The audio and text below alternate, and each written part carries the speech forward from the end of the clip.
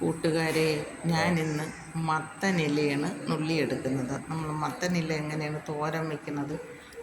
ഞാൻ കായേക്കാളും അത്യാവശ്യം എനിക്ക് മത്തൻ്റെ ഇലയാണ് ഞാൻ പറിക്കുന്നത്.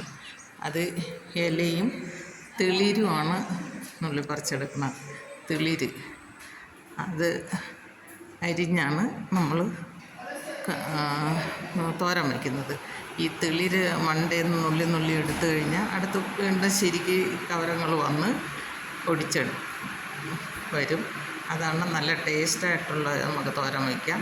കുമ്മിൾ കറി വെച്ചതുപോലെ ഇരിക്കും. നൈസായിരിഞ്ഞ് അതിൻ്റെ തോരത്തിനെടുക്കും.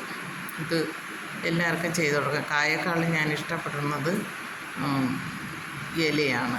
അതുകൊണ്ട് ഇതാണ് നുള്ളി എടുത്ത് വെച്ചേക്കുന്നത്.